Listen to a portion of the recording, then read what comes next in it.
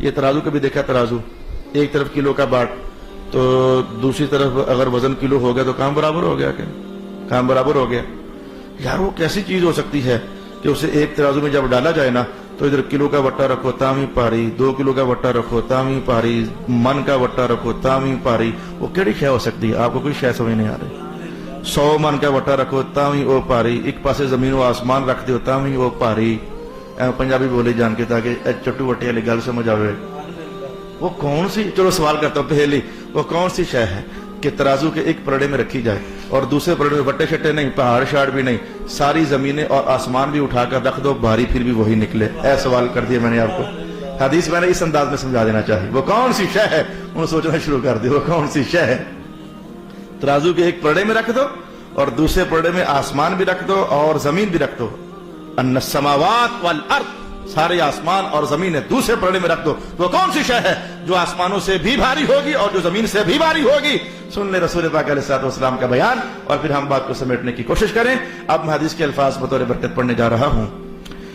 قال رسول الله صلى الله عليه وآله وسلم لو أن السماوات والأرض موضوعتان في كفة وإيمان علي عليه السلام في كفة لرجح إيمان علي رضي الله تعالى عنه۔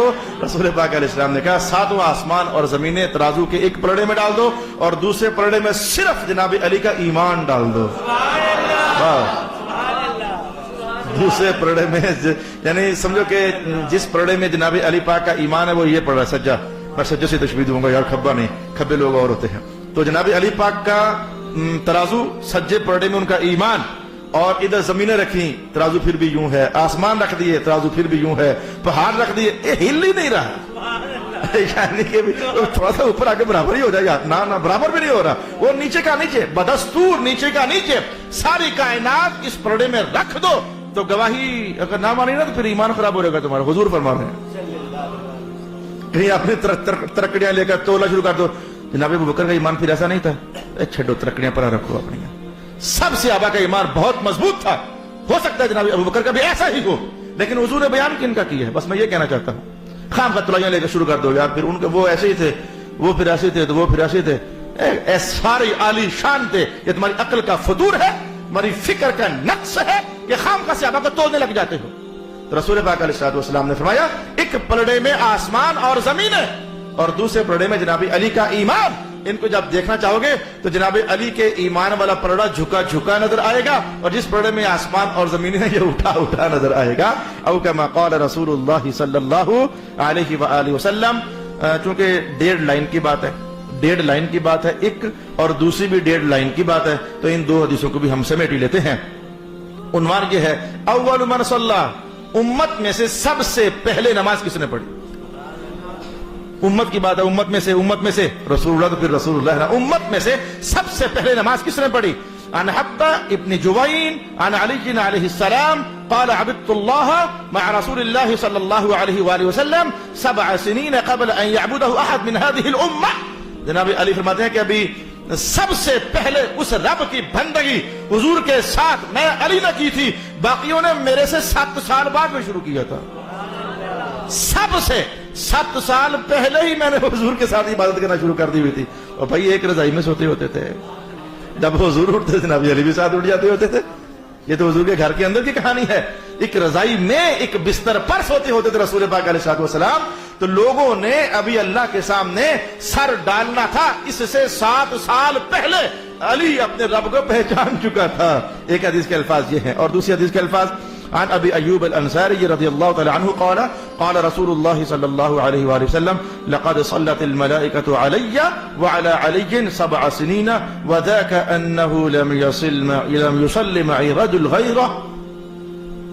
رسول پاک علیہ الصلوۃ والسلام فرماتے ہیں کہ وہ جو آیت ہے نا ان اللہ وملائکتہ یصلون علی النبی، وہ جو آیت ہے نا، وہ جو آیت ہے کہ اللہ اور اس کے فرشتے میں محمد پر درود و سلام پڑھتے ہیں، تو پوری تفصیل سنو جی حضور، پوری تفصیل سنو جی حضور، ارشاد فرمائیں میں کہ اللہ حضور نے فرمایا کہ فرشتے جیسے مجھ پر درود و سلام پڑھتے ہوتے تھے میرے علی پر بھی درود و سلام پڑھتے ہوتے تھے۔ اور پھر حضور نے اس کی وجہ بیان کی، وجہ یہ تھی کہ اور تو کوئی اس وقت عبادت کرتا نہیں ہوتا تھا، ہم دونوں ہی کرتے ہوتے تھے حضور نے اس کی وجہ بیان فرما دی، اور تو کوئی اس وقت عبادت کرتا نہیں ہوتا تھا، ہم دونوں ہی کرتے ہوتے تھے۔ تو لقد صلت الملائکۃ علی وعلی علی، مجھ پر اور علی پر 7 سنین، اور یہ سلسلہ 7 سال تک مسلسل جاری رہا۔ اس لیے تو حضور فرماتے ہوتے تھے کہ اب یہ جملہ میں نے آپ کو بتایا ہوا ہے، یہ کتاب آج کا سبق بند، اس لیے حضور یہ فرماتے ہوتے لا تصلوا علی صلاۃ البطیرہ، مجھ پر ادھورا ٹوٹا درود و سلام نہ پڑھو۔ حضور وہ کون سا ہوتا ہے؟ فرمایا مجھ پر تو پڑھو اور میرے پیاروں کو چھوڑ دو۔ فرشتے بھی جو درود و سلام پڑھتے ہوتے تھے، سب سے پہلے حضور کا ذکر ہوتا تھا، بعد میں حضور کے کنبہ پاک کا ذکر ہوتا تھا، جناب علی پاک کا ذکر ہوتا تھا، اور حدیث کو حوالے کے ساتھ میں نے آپ کے لیے بیان کر دیا۔ ابھی مجھے امید ہے کہ اللہ تعالیٰ مجھے اور علم نصیب فرمائے گا، مجھے ابھی امید ہے اللہ تعالیٰ سے۔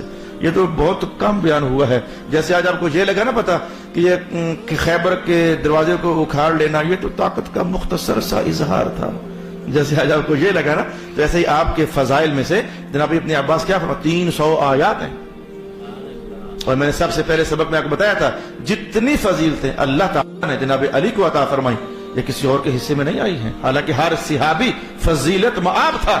جناب علی کی اتنی شانیں کہنے کے باوجود یہ بدتمیزی کرنے والے علماء کو جاننا چاہیے، جناب امیر معاویہ زندہ باد، خام کا شور ڈالا ہوا ہے۔ علامہ کو جناب امیر معاویہ کے خلاف ہے، اعوذ باللہ من الشیطان الرجیم، جنیوں قیامت والے دن اس کا جواب تمہیں دینا پڑے گا۔ میں نے کھلے دل سے اعلان کیا ہے نا، پہلے بھی ہم ایسے ہی تھے، آج بھی اعلان کیا ہے، اب بہادری دکھانا، جوان مردی دکھانا، اور یار غلطی ہوگی تو مجھ سے، علامہ صاحب کون سے ابا کے خلاف تھے، ذرا جوان مردی دکھانا، جنے گا پتر، اب سامنے آنے کی ہمت نہیں ہوگی۔ جناب امیر معاویہ رضی اللہ تعالیٰ عنہ ہمارے سردار ہیں، اب یہ ذرا بولنا کہ علامہ صاحب تو ان کو سردار مانتے ہیں، جھوٹے بیٹھتے ہیں ممبروں پر اور بکواس صاحب ممبروں کے خلاف کرتے ہیں، ممبروں پر بیٹھ کر جھوٹ نہ بولنا، خود جھوٹ بولتے ہیں۔ اعوذ باللہ من الشیطان الرجیم۔ تو جناب علی کی جتنی بھی فضیلتیں ہیں، جتنے بھی کمالات ہیں، اس کے باوجود آخری لحظے میں اسلام قبول کرنے والا صحابی، ہم سب ان پر فدا ہو جائیں۔ مجال ہے کسی صحابی کے خلاف ایک جملہ بھی بول سکے؟ ان کے جو استاد ہیں نا ریاض شاہ صاحب، اندر سے امیر معاویہ کے خلاف ہیں، تو پوچھ کر آیا ان سے، جو 9 سال ان کے قدموں میں بیٹھتا رہا دوران تعلیم، اور 20-25 سال کا میرا سفر ہو گیا، میں نے تو کبھی ان کا غلط عقیدہ نہیں سنا، تو نے کیا نہیں؟ اندر سے کمال ہے، اندر سے۔ اعوذ باللہ من الشیطان الرجیم۔